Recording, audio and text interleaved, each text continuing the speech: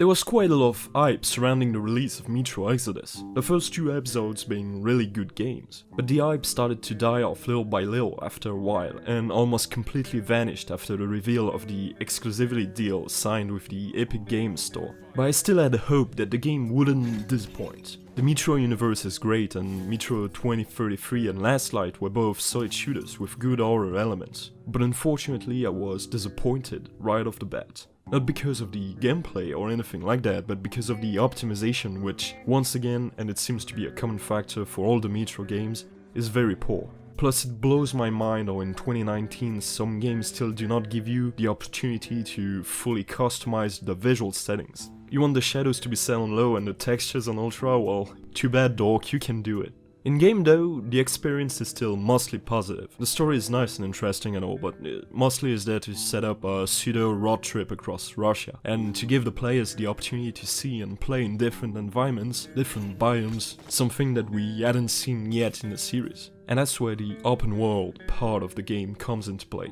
Well, it's not really an open world, to be fair, it's more of a succession of somewhat large and open areas. And by opting for those open areas, 4A Games ended up creating lots of downtimes throughout the game, impacting in a pretty bad way its overall rhythm, something that was mostly well handled in the previous episodes. Most of the game consists of those exterior, open areas, and although some of them were already present in 2033 and Last Light, there were very few of them, and it made these moments spent outside special. Most of the thrills linked to these sequences is now gone.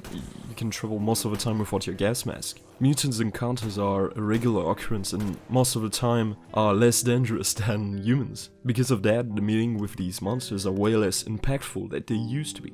I mean, the first time you met a demon in 2033 was amazing and epic because it was so unique. But when you see 2 of them every minute, it loses pretty much everything that made it so great.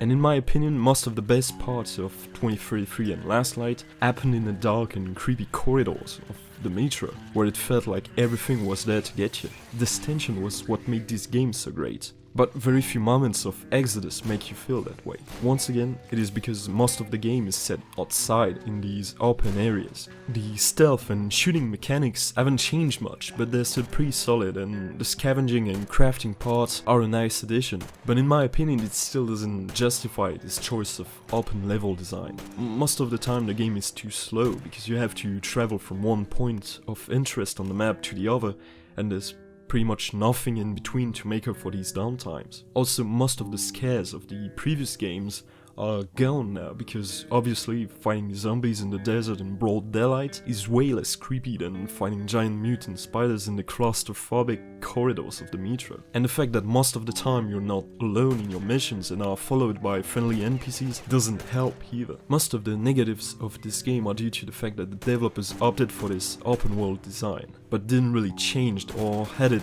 to the formula of the previous episodes that worked so well in games where you were actually spending most of your times in Metro corridors. Metro Exodus is still a pretty good game, don't get me wrong, but it doesn't live up to Last Light. And it's pretty sad to have to come to the conclusion that it could have been a much better game than it actually is. Sometimes less is more, and it would have been the case here.